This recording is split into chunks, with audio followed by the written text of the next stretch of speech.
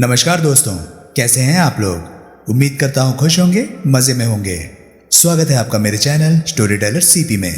मैं हूं आपका दोस्त, आपका यार, स्टोरी टेलर सीपी, आपका सूत्रधार। दोस्तों, ऐसे इंटरेस्टिंग कंटेंट्स पाने के लिए करें मेरे वीडियोस को लाइक और चैनल को सब्सक्राइब, क्योंकि मैं ऐसे कंटेंट लाता रहता हूँ। तो चलिए दोस्तों, इसी नोट पर आज की वीडियो शुरू करते हैं। आज की वीडियो में मैं आपको सुनाने वाला हूँ प्यादा नॉवल का पार्ट 8। इसके बाकी के 7 पार्ट्स आप ऑलरेडी सुन चुके होंगे, और अगर आपने नहीं सुने तो उनके लिंक्स आपको ऊपर आई बटन से मिल जाएंगे। तो चलिए दोस्तों, ज़्यादा देरी ना करते हुए शुरू करते हैं प्यादा नॉवल का पार्ट 8। 1.5 घंटे की ड्राइव के बाद हम मनेसर पहुंचे। सारे रास्ते रेशम की गठरी की तरह वो मेरे पर ढेर हो रही थी, जो मेरे लिए बड़ी सुखद अनुभूति थी। लेकिन बड़ा सुख, तमाम सुखों का बाप, हनीमून जैसा, तो अभी आगे इंतज़ार कर रहा था। वहाँ कमरा हासिल करने में कोई दिक्कत पेश ना आई। सामान की गैरहाजिरी की बाबत तो कोई सवाल ही ना हुआ। वीकेंड की तफरीह के लिए दिल्ली के हमारे जैसे जोड़ों की वहाँ हाजिरी आम बात जो थी। पहली रात 2 बजे तक खाना पीना सोना, वो सोना जिसमें सोना नहीं पड़ता, भरपूर चला। डिनर के बाद बेडरूम में जब मैंने उसे अपनी बाहों में लिया तो एकाएक वो बोली, I don't want to rush in to this. क्या? मैं हड़बड़ाया। मैं हड़बड़ी में ये काम नहीं करना चाहती। नो प्रॉब्लम, सब एन तुम्हारे पसंद के मुताबिक धीरे धीरे होगा। पहले हम धीरे धीरे अनड्रेस करते रहे। धीरे धीरे यानी कि एक बार में एक चीज़ हटाते हैं। तुम अपना ब्लाउज हटाओ, मैं अपनी कलाई घड़ी हटाता हूँ। तुम अपनी ब्रा हटाओ, मैं अपनी टाई हटाता हूँ। Like that, okay? हरामी, वो तो मैं हूँ ही, इसमें कहने की क्या बात है। 1 नंबर के, क्योंकि दिल्ली का हूँ, जहाँ वही हरामी जिक्र के तारीफ के काबिल होते हैं जो 1 नंबर के हों। साला, ये नहीं हूँ। अलबत्ता जीजा एक मर्तबा बना था। शादी बनाई थी, हाँ, लेकिन वो किस्सा फिर कभी। यहाँ ठंड है, मैं थर्मोस्टेट की खबर लेता हूँ, फिर गर्मी हो जाएगी। मैं अपनी आहों से तुम्हें ठंडक पहुँचाऊँगा। अब बोलो, तैयार? पहले बत्ती ऑफ करो। हनी, बत्ती तो पहले से ऑफ है, ये तो चांद की रोशनी है। चांद ऑफ करो। तुम मेरे सब्र का इम्तहान ले रही हो। इम्तहान का नाम न लो, मुझे पास फेल का सस्पेंस पसंद नहीं। जानती हो तुम्हारी जैसी लड़की को अंग्रेजी में क्या कहते हैं? हाँ, लक्की बेब। नहीं, मैं मनी मन बोला, लाउजी पिच। नहीं, लेकिन इनिशियल्स ठीक है, प्रत्यक्ष में बोला। मैं समझी नहीं। थोड़ी देर चुप करोगी तो कुछ समझने की ज़रूरत नहीं रहेगी। वो खामोश हुई। मैं बाज की तरह उस पर झपटा। सुबह चाय के बाद स्विमिंग, फिर हैवी ब्रेकफास्ट, फिर दोपहर बाद तक धूप में सुस्ताने का सिलसिला चला। तुमने कहा था, तब मैंने पूछा, तुम्हारे चाचा बुद्धि राजा कुकरेजा ने फर्म का काफ़ी बेड़ा गर्क किया था। क्या बेड़ा गर्क किया था? उसने उस बाबत सोचा। कई डील बंडल कर दिए थे। फिर बोली, कंपनी ने प्रॉफिट पर रीसेल के लिए कई प्रॉपर्टीज़ खुद खरीदी थी, जो चाचा की वजह से भारी नुकसान पर बेची जानी पड़ी थी। उन दिनों इस बात का आम चर्चा होता था कि चाचा ने बेईमानी की थी, ढेरों पैसा अंडर द टेबल खुद खा गया था। लेकिन ऐसा नहीं था। उन्होंने साबित करके दिखाया था कि ऐसा नहीं था। कैसे साबित करके दिखाया था? उन इल्ज़ामों से आहत होकर खुदकुशी कर ली थी।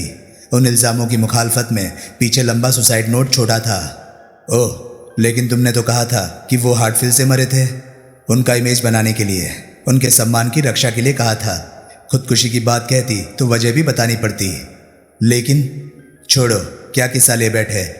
मैं खामोश हो गया। शाम ढले, ड्रिंक्स का ऑर्डर हमने रूम में दिया। एक दूसरे से सटे टीवी देखते हम ड्रिंक्स का आनंद लेते रहे और ज़िंदगी का आनंद लेते रहे। जी के ज़िंदगी का आनंद लिया जा सकता है, मर के मौत का आनंद नहीं लिया जा सकता।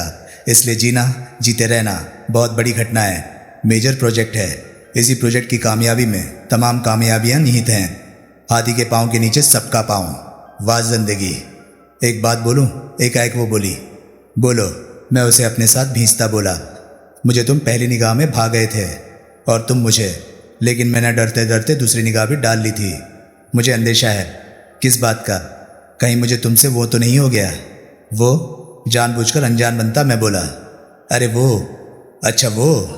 हाँ, I think I love you.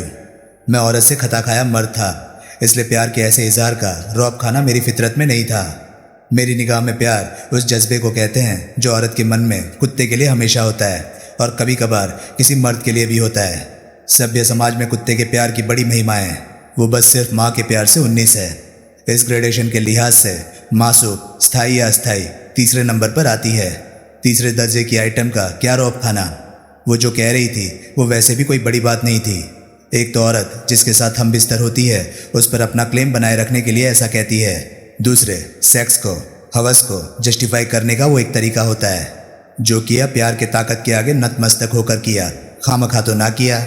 जिसके साथ प्यार होता है उसके साथ सब कुछ होता है वगैरह। एलिजाबेथ टेलर ने सेक्स में वैरायटी के लिए 8 बार शादी की। लेसर मॉर्टल्स उसी हासिल के लिए प्यार तो कर सकते थे, या वो भी नहीं। लेकिन उसके ऐसा कहने के पीछे मुझे एक जुदा वजह भी दिखाई दे रही थी।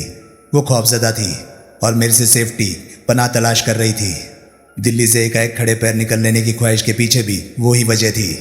मुझे मालूम है, वो धीरे से बोली, तुम्हारे मन में मेरे लिए ऐसी कोई भावना नहीं। ओ नो, मैं विरोधपूर्ण स्वर में बोला।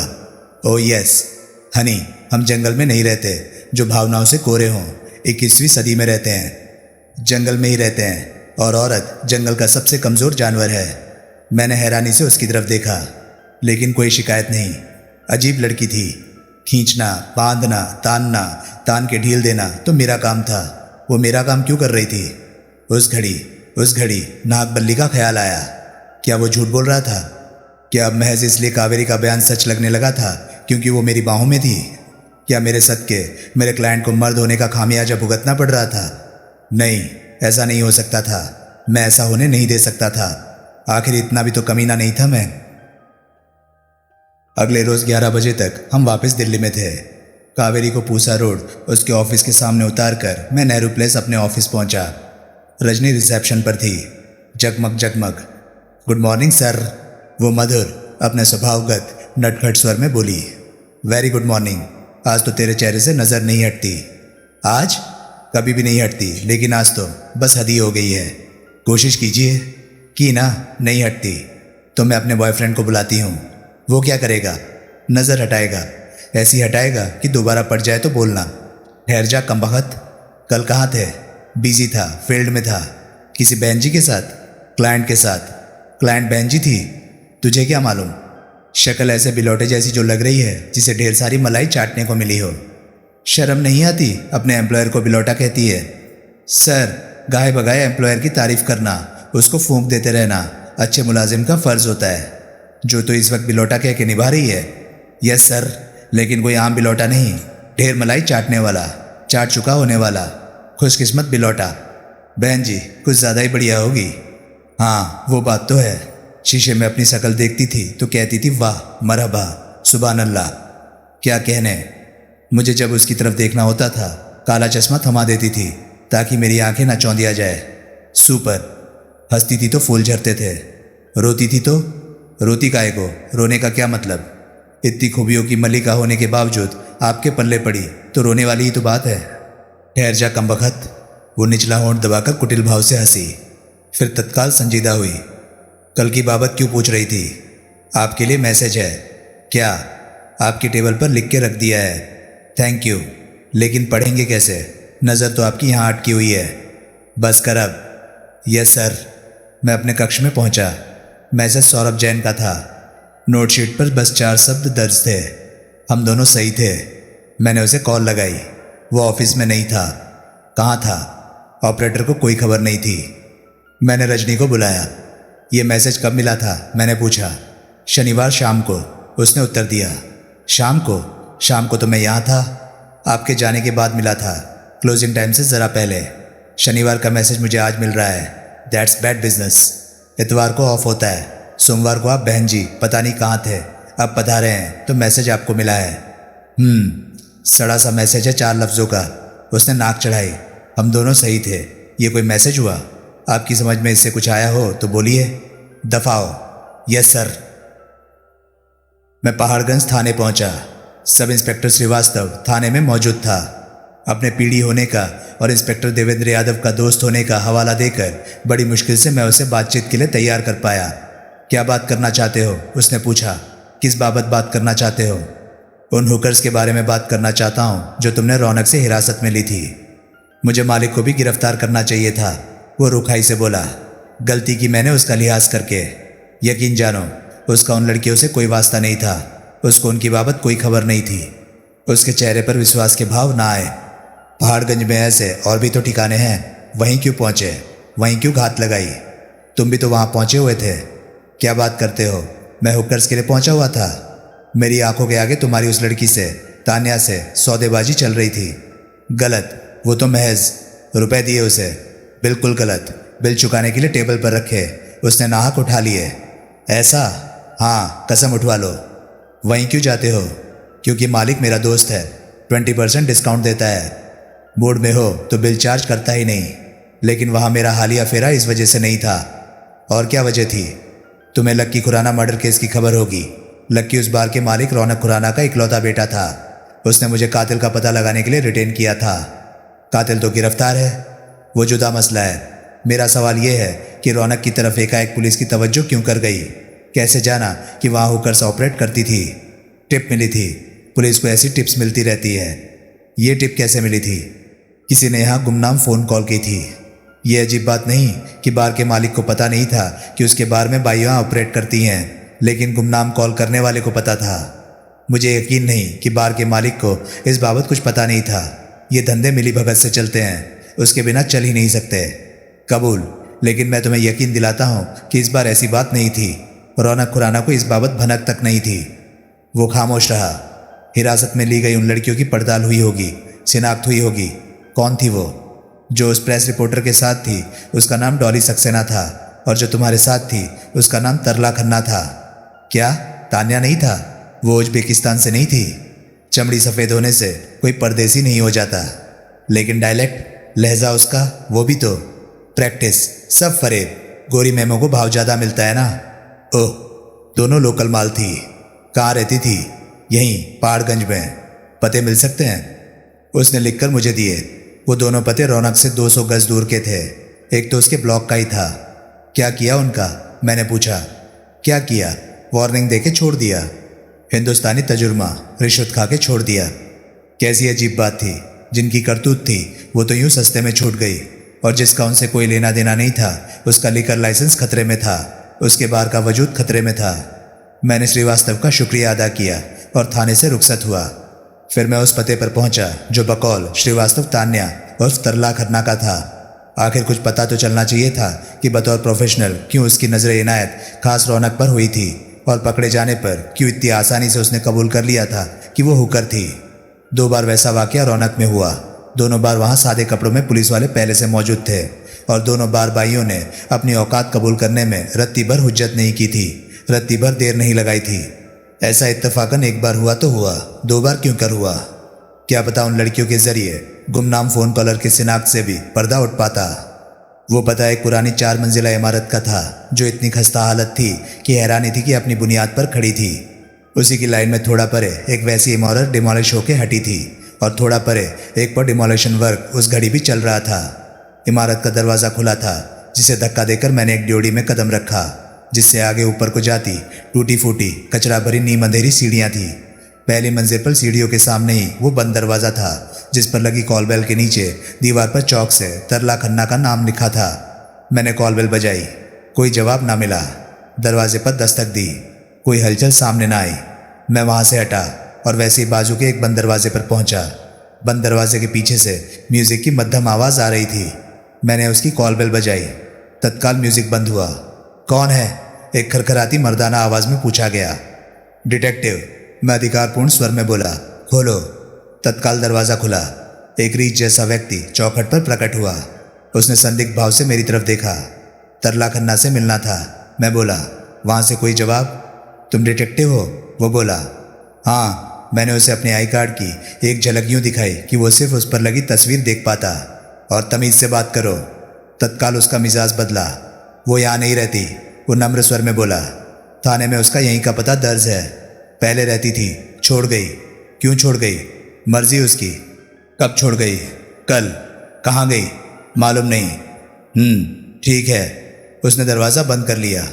मैं दूसरी मंजिल पर पहुंचा, जो पहले से भी ज़्यादा खस्ताहाल जान पड़ती थी। वहाँ भी कई दरवाजे थे, जिनमें से एक के पीछे से टीवी चलने की आवाज़ आ रही थी। उस दरवाजे पर घंटी नहीं थी। मैंने दस्तक दी। दरवाज़ा थोड़ा सा चौखट से अलग हुआ, और यूं पैदा हुई झिरी में से एक व्याकुल निगाह ने मेरी तरफ देखा। मैं पूरी कोशिश कर रहा हूँ, वैसी ही व्याकुल आवाज़ आई। क्या? मैं सक पकाया। जगह तलाश कर रहा हूँ, मिल नहीं रही। मैं बहुत जल्दी। आप मुझे गलत समझ रहे हैं। मैं मीठे आश्वासनपूर्ण स्वर में बोला, ज़रा दरवाज़ा खोलिए और मेरी बात सुनिए। दरवाज़ा खुला। एक उम्रदराज परेशान हाल व्यक्ति चौखट पर प्रकट हुआ। मैं तरला खन्ना की तलाश में था। तरला, वो बोला। खन्ना, जो नीचे पहली मंजिल पर रहती बताई जाती थी। देखने में कैसी है? मैंने उम्र, हुलिया वगैरह बयान किया। कोई कामकाजी लड़की? उसने पूछा। कामकाजी तो है, लेकिन गुस्ताखी माफ। उसका कामकाज जुदा है। क्या? हुकर है। क्या? Street walker, by. ओह, कितना कॉमन हो गया ये धंधा इस इलाके में। पुलिस का कोई चेक ही नहीं है, कोई रोक टोक ही नहीं। बाइयाँ, स्मैकिए, चर्सिए, कहीं भी जाके रहने लगते हैं। पहली मंजिल पर रहती बताया? हाँ, पड़ोसी से पता लगा छोड़ गई। खुद न छोड़ गई, छोड़ने पर मजबूर किया गया। जी, सबको नोटिस है, सबको बाहर निकाला जा रहा है। कोई राजी से जा रहा है, कोई धमकी से जा रहा है। 1 हफ्ते में बिल्डिंग खाली चाहिए। किसको? लैंडलॉर्ड को। ओह, नीचे तरला के बाजू में जो रीच जैसा आदमी रहता है, उसे तो वैकेशन का कोई अंदेशा नहीं जान पड़ता। लैंडलॉर्ड का आदमी है, वही सबको डराता धमकाता है और खाली करने पर मजबूर करता है। ओह, मैं फिर न बोला तो उसने दरवाज़ा बंद कर दिया। मैं वापसी के लिए घूमा। पहली मंजिल पर गलियारे में वो रीच जैसा आदमी मुझे फिर दिखाई दिया। अभी यहीं हो? वो कर्कश स्वर में बोला। ज़रा तमीज़ से। तमीज गई तेल लेने। मैंने थाने फ़ोन करके पता किया है, उन्होंने कोई डिटेक्टिव इधर नहीं भेजा। मैं थाने से नहीं हूँ। तो कहाँ से हो? मैं प्राइवेट डिटेक्टिव हूँ। यहाँ क्या कर रहे हो? थाने वाले मुझे जानते हैं। सब इंस्पेक्टर श्रीवास्तव से पता करो। श्रीवास्तव, मालूम? मालूम। तुम हो किस फिराक में? बोला तो तरला खन्ना की तलाश में हूँ। मैंने बताया तो था तुम्हें कि वो अब यहाँ नहीं रहती, छोड़ गई हुई है। यहाँ भटकते फिरने का कोई फ़ायदा नहीं। चलते बनो, वरना मैं 100 पर फ़ोन लगाता हूँ। क्या बोलोगे? यहाँ चोर घुस आया है। फिर पीसीआर वालों को बताना कि तुम क्या हो। काफ़ी सियाणे हो, काफ़ी पहुँचे हुए हो। अब बराए मेहरबानी तुम भी पहुँचो। पहुँचता हूँ, सिर्फ एक बात और बता दो। पूछो। चेहरा अपना है या कोई मुखौटा पहना हुआ है? अपना है। मैंने हैरानी से उसकी तरफ देखा। इतना सब्र? राजी, अब चलो। मैं सीढ़ियों की तरफ बढ़ा तो वो यूं मेरे पीछे चला जैसे मेरे लौट आने का अंदेशा हो। मेरे इमारत से बाहर निकलने तक वो मेरी परछाई बना रहा। उसके बाद भी वो इमारत के प्रवेश द्वार से तब तक ना टला जब तक मैं उसे सड़क पर दिखाई देना बंद ना हो गया।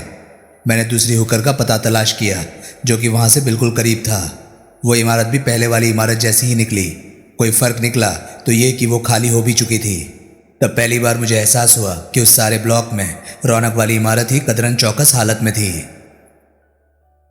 अगले दिन बुधवार था और वो लिकर लाइसेंसिंग अथॉरिटी में रौनक खुराना की पेशी का दिन था। खुराना अपने वकील, जिसका नाम नौलखा था, के साथ वहाँ मौजूद था। थाने से सब इंस्पेक्टर श्रीवास्तव भी वहाँ मौजूद था और एक और जो अप्रत्याशित सूरत मुझे वहाँ दिखाई दी, वो रीच जैसा वो आदमी था जो मुझे तान्या और तरला खन्ना के आवास, भूतपूर्व आवास वाली इमारत में मिला था और जिसकी बाबत दूसरी मंजिल के बुजुर्गवार ने मुझे बताया था कि लैंडलॉर्ड का आदमी था। उस वक्त वो बढ़िया सूट पहने था और कदरन सलीके का रीछ लग रहा था। मालूम हुआ उसका नाम बलराम चौधरी था। कमिश्नर के सामने सबकी पेशी हुई। सब इंस्पेक्टर श्रीवास्तव ने रौनक से 2 हुकर्स की गिरफ्तारी की बाबत बताया और बताया कि दोनों का प्रोस्टिट्यूशन का लंबा रिकॉर्ड था। मेरे क्लाइंट को वकील नौलखा बोला, उन प्रोस्टिट्यूट्स की कोई जानकारी नहीं। मिस्टर खुराना एक बारसूख आदमी है जिनका समाज और बिजनेस दोनों में बेदाग रिकॉर्ड है। लिहाजा इनसे उम्मीद नहीं की जा सकती कि ये जानते बूझते ऐसे कैरेक्टर और ऐसी रिप्यूट वाली औरतों को अपने बार से ऑपरेट करने देंगे। उन दोनों औरतों की गिरफ्तारी और उनके सेल्फ कन्फेशन के वक्त तक इन्हें कतई मालूम नहीं था कि वो कैसी औरतें थीं और किस इरादे से इनके बार में मौजूद थी। कमिश्नर बोला। मिस्टर चौधरी? जनाब, रीच मुस्तैदी से बोला। आप उसी इलाके में रहते हैं जिसमें रौनक बार है? जी हाँ, मैं वहाँ का पुराना बाशिंदा हूँ और रेजिडेंट्स वेलफेयर एसोसिएशन का प्रेसिडेंट हूँ। Resident welfare? उन खंडर इमारतों के बाशिंदों को वेलफेयर की ज़रूरत थी। आप रौनक से वाकिफ़ हैं? जी हाँ। क्या है वो जगह? बार है जनाब, बदनाम बार है, गलत किस्म के लोगों का अड्डा है। उस रेसिडेंशियल इलाके के करीब, बल्कि किसी भी रेसिडेंशियल इलाके के करीब बार नहीं होना चाहिए। ये बात सरासर गलत है, खुराना आवेश से बोला। और गैर ज़रूरी है, नौलखा बोला। ऐसी अपृष्ट, अप्रामाणिक और गैर जिम्मेदाराना बात कहने का इन्हें कोई हक नहीं। कमिश्नर ने सहमति में सिर हिलाया और चौधरी को निगाहों से खबरदार किया। पिछले 35 साल से, नौलखा बोला, बतौर रेस्टोरेंट और पिछले 10 साल से बतौर बार रौनक अपने मुकाम पर खड़ा है और उसके वजूद से आज तक कभी किसी को कोई शिकायत नहीं हुई। शिकायत की वैसी कोई बुनियाद होती जैसी अभी बयान की गई तो उसे बार का लाइसेंस जारी ही ना हुआ होता। लोकल काउंसलर की क्लियरेंस से बार का लाइसेंस मिलता है। अब क्या हम ये माने कि काउंसलर किसी मोहल्ला सुधार कमेटी के स्वनाम धन्य सरगना जितना भी जिम्मेदार नहीं? रेजिडेंट्स वेलफेयर एसोसिएशन का प्रेसिडेंट चौधरी भुनभुनाया, व्हाटएवर। आपने कमिश्नर चौधरी से संबोधित हुआ। रौनक बार के खिलाफ कभी कोई शिकायत दर्ज कराई? जी हाँ, चौधरी बोला, कराई। तो ये था पुलिस का गुमनाम फ़ोन कॉलर। कहाँ दर्ज कराई? लोकल थाने में। क्या बोला? यही कि वो बार प्रोस्टिट्यूशन का अड्डा था। मालिक की जानकारी में देसी विलायती बाइयाँ वहाँ से ऑपरेट करती थी। ये झूठ है, खुराना बोला। आप चुप रहिए, कमिश्नर टपट कर बोला। खुराना ने होंठ भींच लिए। मिस्टर चौधरी, आपको इस बात की कैसे खबर है? मैंने आंखों से देखा, बाकायदा भीतर जाकर तस्दीक की। अंधे को दिखाई देता था वो जगह ठिया था हुकर्स का, वर्क स्टेशन का। यही नहीं, ये भी देखा कि वहाँ अंडर एज लड़के लड़कियों को लीकर सर्विस अवेलेबल थी। ये बात बेबुनियाद है, नौलखा बोला। कोई बुनियाद है तो ये उसे स्थापित करके दिखाएं। अब कैसे स्थापित करके दिखाऊं? अब तो आप लोग खबरदार हो गए हैं, लेकिन वो जगह रंडियों का ठिया है, इस बात की तो खुद पुलिस गवाह है। पूछिए सब इंस्पेक्टर साहब से जिन्होंने 2 बार वहाँ से गिरफ्तारी की, ग्राहक पटाती बाइयों को रंगे हाथों पकड़ा। सब इंस्पेक्टर श्रीवास्तव ने सहमति में सिर हिलाया। मैं अपने कितने ही रेजिडेंट्स पेश कर सकता हूँ जो वहाँ रंडियों की मौजूदगी से परेशान हैं और खफा हैं। उनके वेलफेयर का जिम्मेदार होने की वजह से, उनका प्रेसिडेंट होने की वजह से उनकी आवाज़ बुलंद करना मेरा फ़र्ज़ बनता है। तभी एक चपरासी ने कमिश्नर के करीब पहुंचकर उसके कान में कुछ कहा। कमिश्नर उठ खड़ा हुआ। आई विल बी बैक, वो बोला और वहाँ से चला गया। पीछे मैंने जल्दी जल्दी नौलखा को चौधरी और उस बिल्डिंग के बारे में बताया जिसमें वो मुझे मिला था। कमिश्नर वापस लौटा। मिस्टर चौधरी, नौलखा उसे संबोधित हुआ, क्या ये सच नहीं है कि जो हुकर्स आप हाल ही में रौनक में सॉलिसिट करती गिरफ्तार हुई बताते हैं, उनमें से एक उसी बिल्डिंग में रहती है जिसमें कि आप रहते हैं? तभी एक लंबा तगड़ा उम्र दराज, सफ़ेद बालों और बाइफोकल्स वाला शानदार सूटधारी रोबीला आदमी वहाँ पहुँचा और कमिश्नर से यूँ संबोधित हुआ जैसे अपने सामने उसकी कोई औकात ही न समझता हो। मैं भारद्वाज, तुली एंड एसोसिएट से सीनियर एडवोकेट भारद्वाज हूँ। मुझे खेद है कि यहाँ आने में मुझे देर हुई। मैं मिस्टर चौधरी और उनकी रेजिडेंट्स वेलफेयर एसोसिएशन का वकील हूँ। अब जबकि मैं पहुँच गया हूँ, मिस्टर चौधरी उनसे हुए हर सवाल का जवाब मेरी मार्फत देंगे। कमिश्नर ने सहमति में सिर हिलाया।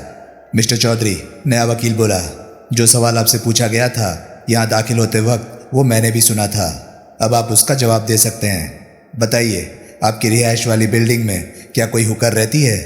नहीं, चौधरी बोला, वहाँ कोई हुकर नहीं रहती, वहाँ सब शरीफ लोग बसते हैं।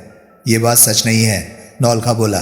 सब इंस्पेक्टर श्रीवास्तव इस बात के जामीन हैं। इनसे पूछा जाए कि जब इन्होंने तरला खन्ना नाम की हुकर को रौनक से गिरफ्तार किया था तो उसने रिहाइश के तौर पर अपना पता क्या उस बिल्डिंग का नहीं दर्ज कराया था जिसमें मिस्टर चौधरी रहते हैं? मैं कुछ नहीं जानता, चौधरी दृढ़ता से बोला। मुझे नहीं मालूम किसने क्या कहा और क्या दर्ज कराया। मैं सिर्फ इतना जानता हूँ कि उस बिल्डिंग में कोई कॉल गर्ल, कोई बाई, कोई हुकर नहीं रहती। सब इंस्पेक्टर श्रीवास्तव, वकील भारद्वाज बोला। श्रीवास्तव जहाँ बैठा था वहीं से उसने हाथ खड़ा किया। आपने तरला खन्ना नाम की किसी हुकर को हाल ही में रौनक से गिरफ्तार किया था? जी हाँ। वो नॉन प्रोस्टिट्यूट है? जी हाँ। आप उसे कई बार पहले भी गिरफ्तार कर चुके हैं? जी हाँ। और हर गिरफ्तारी के वक्त उसने अपना रिहायशी पता जुदा बताया था? जी हाँ। इस लिहाज से आप निश्चित रूप से नहीं कह सकते कि वो कहाँ रहती है? जी हाँ। क्या ये सच है कि ऐसी गिरफ्तारी के वक्त नाम के साथ उम्र, पिता का नाम, पता बताना एक एकेडमिक बात है, खानापुरी है और ऐसी बातों की कभी कोई तस्दीक नहीं की जाती? जी हाँ, सच है। क्या आप ये दावा कर सकते हैं कि उस लड़की ने अपनी हालिया गिरफ्तारी के वक्त जो पता बताया वो दुरुस्त बताया? नहीं। आप कसमिया कह सकते हैं कि तरला खन्ना उस पते पर रहती है जो उसने अपना दर्ज करवाया? नहीं। वो उन कई पतों में से जो उसने वक्त वक्त पर अपनी रिहाइश के तौर पर दर्ज कराए एक पता है? जी हाँ। आप बताइए। वकील भारद्वाज चौधरी की तरफ घुमा। आप इस तरला खन्ना नाम की लड़की के बारे में कोई जानकारी रखते हैं जो आपकी रिहाइश वाली बिल्डिंग में रहती बताई जाती है? नहीं, चौधरी बोला। उस बिल्डिंग में रहती कोई लड़की रौनक से वहाँ ग्राहक लाती होती और मुझे मालूम न पड़ता, ये नहीं हो सकता। ये नाजायज बात है, नौलखा गुस्से से बोला। मिस्टर चौधरी, कमिश्नर बोला, सोच समझकर मुंह खोलिए, उतना ही बोलिए जितने की ज़रूरत हो। सॉरी सर, चौधरी कुटिल भाव से बोला। सॉरी अपनी जगह ठीक है, भारद्वाज यूँ बोला जैसे कोई टीचर अपने प्रिय शिष्य को पूरे नंबरों से पास कर रहा हो। लेकिन क्या आपको ऐसा कोई शक है कि उस लड़की की वजह से आपकी बिल्डिंग में उसके किन्हीं ग्राहकों का फेरा लगता था? जी हाँ, चौधरी बोला, बराबर है। इस शक की वजह यह है कि ऐसा एक ग्राहक तो मेरे सामने ही उसको पूछता आ गया था। आपने उस ग्राहक को देखा था? खूब अच्छी तरह से। कैसे? कब? मेरे रूबरू हुआ, मेरे से ही लड़की के बाबत पूछने लगा। आपको उसकी सूरत याद है? खूब याद है। दोबारा देखे तो पहचान लेंगे? फौरन, गोली की तरह। अभी ही पहचान रहा हूँ। क्या मतलब? वो सामने बैठा है। उसकी उंगली का मजबूत इशारा मेरी तरफ था। नौल का बहुत चक्का सा मेरी तरफ देखने लगा। वही हाल रौनक खुराना का था। आप जरा खड़े हो जाइए, भारद्वाज बोला। मैं अपने स्थान से ना हिला। मैं आपसे कह रहा हूँ। मैं परे देखने लगा। भारद्वाज ने कमिश्नर की तरफ देखा। कमिश्नर ने सहमति में सिर हिलाया। मिस्टर, वो सख्ती से बोला, प्लीज स्टैंड अप और you will be made to stand up. मैं बेमन से उठकर खड़ा हुआ। And identify yourself. Sudhir Kohli, मैं बोला, private detective, head of universal investigations. Commissioner सकपकाया। उसने नए सिरे से मेरा मुआयना किया। भारद्वाज ने मेरे परिचय का कोई रोक खाया हो ऐसा मुझे न लगा। तो वो चौधरी से संबोधित हुआ। आपने इस शख्स को अपनी बिल्डिंग में मंडराता देखा था? हाँ, चौधरी बोला। आपके रूबरू कैसे हुआ? आकर मेरा दरवाज़ा खटखटाने लगा था। फिर बोला, इसे तरला की तलाश थी। मैंने कहा, यहाँ बाइया नहीं रहती थी, उसे रौनक में जाना चाहिए था जहाँ उसकी ये तलाश पूरी हो सकती थी। सब इंस्पेक्टर श्रीवास्तव, जिस रोज आपने रौनक से तरला खन्ना को गिरफ्तार किया था, उस रोज क्या यही वो ग्राहक नहीं था जिसे वो लड़की तरला खन्ना, जिसने अपनी जुबानी कबूल किया था कि हुकर थी, पटा रही थी, सेट करने की कोशिश कर रही थी? जी हाँ, यही था, श्रीवास्तव बोला। लेकिन मैंने कहना चाहा तो भारद्वाज की बुलंद आवाज ने मुझे बोलने ना दिया। मिस्टर चौधरी, इस वजह से आपने कंप्लेंट दर्ज कराई क्योंकि रौनक पे चलते प्रोस्टिट्यूशन के कारोबार की धमक आपकी बिल्डिंग तक पहुंचने लगी थी। जी हाँ, चौधरी बोला। That's all. उस सातिर शख्स ने अपनी शातिर वकील की जुगलबंदी से हालात का नक्शा ही उलट दिया था।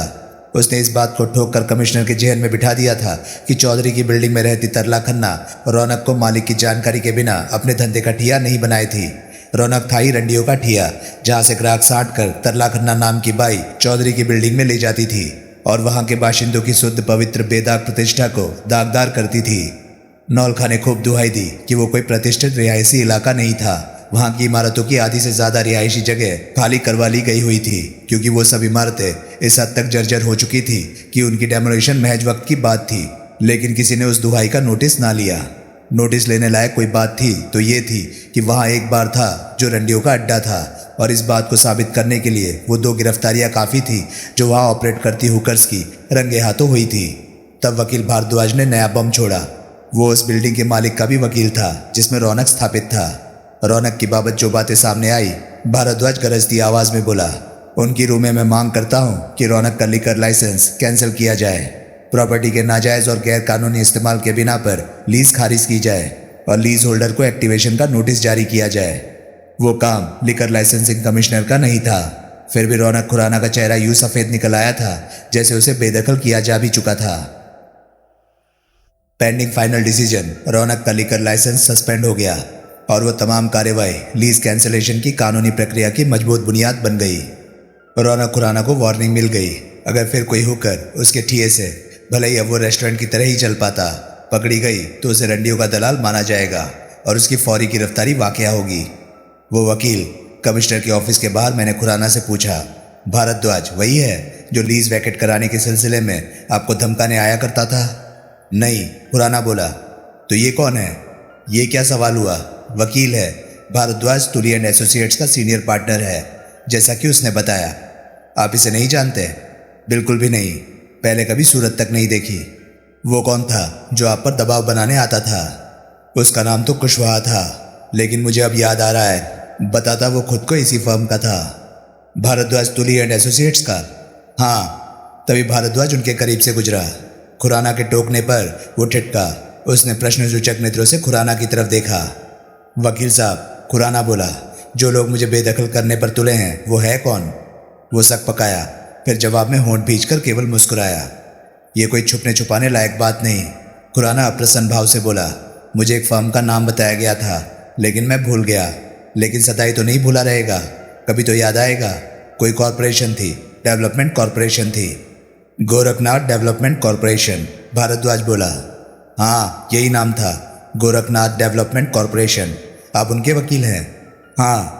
तो वो कौन था जो मेरे पास आया करता था? कुशवाहा, वो भी हमारी फर्म से है। आई सी। आप लोग मुझे बाहर करने पर क्यों तुले हैं? क्या खोलना चाहते हैं वहाँ? मेरा क्लाइंट वहाँ गैरकानूनी हरकतें नहीं मांगता।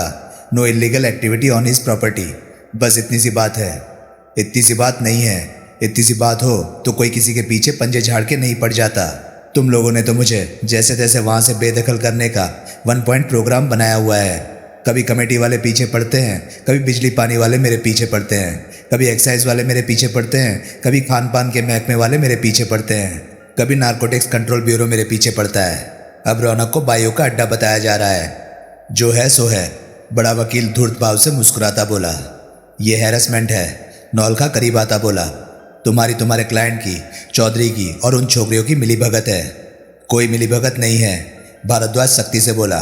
साबित हुआ है कि हुकर्स रौनक से ऑपरेट करती है और अपने कस्टमर्स को चौधरी की बिल्डिंग में लेके जाती है, वैसे ही हमारे क्लाइंट की और बिल्डिंग्स में लेके जाती है। It is clear as that. Nothing is clear, Khurana गुस्से से बोला, सिवाय इसके कि तुम लोगों को बाई हुक और बाई क्रोक रौनक का कब्जा चाहिए। आपको पहले भी बोला गया है, फिर मैं बोलता हूँ, हम लीज वैकेट करने की फीस भरने को तैयार हैं। लीज के 10 साल अभी बाकी हैं। 10 साल तक मैं वहाँ से नहीं हिलने वाला। It's a matter of opinion. इतना कुछ आपके खिलाफ है। जैसे यहाँ फैसला आपके खिलाफ हुआ, वैसे कोर्ट में भी फैसला आपके खिलाफ होगा। तब आपको वैसे ही निकाल बाहर किया जाएगा। इसलिए इस मौके को कैश कीजिए, कोई वाजिब कंपनसेशन बटोरिए और राजी से बाहर निकलिए। ये मेरा कार्ड है। ख्याल बदल जाए तो मुझे फ़ोन कीजिएगा। खुराना को अपना एक विजिटिंग कार्ड थमाकर भारद्वाज लंबे डग भरता वहाँ से रुखसत हो गया। आप फिक्र ना कीजिए, पीछे नौलखा ने खुराना को आश्वासन दिया। मैं हैरेसमेंट की बुनियाद बनाकर अपील दायर करूंगा। वैलिड लीगल लीज वैकेट कराना इतना आसान नहीं है, समझे आप? खुराना ने मशीनी अंदाज से सहमति में सिर हिलाया। मैं इलाके के कमेटी के दफ्तर में पहुंचा, जो सदर थाने के पिछवाड़े में था। वहां मैंने एक क्लर्क की मुट्ठी गर्म करके उसे सांठा और बताया कि मैं पहाड़गंज के इलाके की कुछ प्रॉपर्टीज़ की मिल्कियत के बारे में जानना चाहता था। हाउस नंबर, वो बोला, स्ट्रीट नंबर, ब्लॉक नंबर वगैरह मालूम है? हाँ। मैंने रौनक वाली इमारत से लेकर ब्लॉक की उसके पीछे की तमाम इमारतों के नंबर उसे लिखवाए। क्लर्क ने रिकॉर्ड चेक किया। इन तमाम इमारतों की ओनरशिप गोरखनाथ डेवलपमेंट कॉरपोरेशन के नाम है।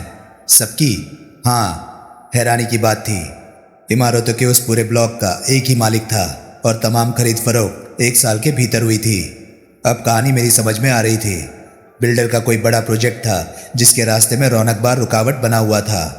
रौनक खुराना की लीज, जिसके एक्सपायर होने में अभी 10 साल बाकी थे, रुकावट बनी हुई थी। रौनक खुराना की जिद रुकावट बनी हुई थी। कौन था वो बिल्डर जिसकी फर्म का नाम गोरखनाथ डेवलपमेंट कॉरपोरेशन था? कमेटी के रिकॉर्ड में उस बाबत कोई जानकारी दर्ज नहीं थी। कमेटी के ऑफिस से बाहर निकलकर मैं अपनी कार में सवार हुआ तो सौरभ जैन के 4 लफ्ज़ों के मैसेज की याद आई। हम दोनों सही थे। और याद आया कि कल से मेरी उससे बात नहीं हुई थी। हम दोनों सही थे। मतलब क्या था इस मैसेज का? मैंने कंसल्टेंट कुकरेजा के ऑफिस में कॉल लगाई। मालूम हुआ वो तब भी ऑफिस में नहीं था। वजह? मैंने पूछा। आज भी फील्ड में बिजी हैं, आज आए ही नहीं। आप उनके घर का पता बता सकती हैं? सॉरी सर, ऐसा नियम नहीं है। अरे पता ना बताओ, घर का फ़ोन नंबर ही बता दो। फ़ोन नंबर मालूम नहीं? यही बता दो वो रहता कहाँ है, मैं घर घर जाकर उसकी बाबत दरियाफ्त कर लूँगा। ऑपरेटर हंसी।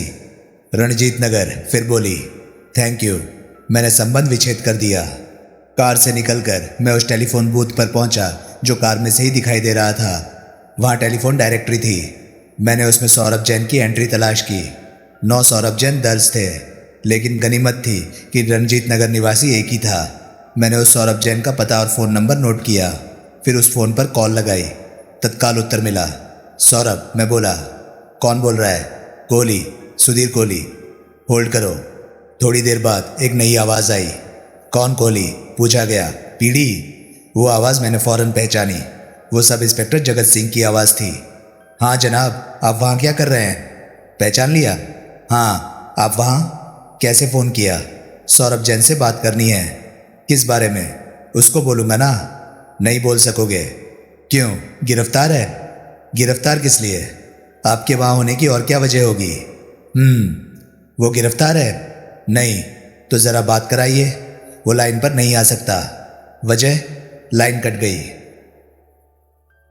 तो दोस्तों, ये था प्यादा नॉवल का पार्ट 8। ये पार्ट आपको कैसा लगा?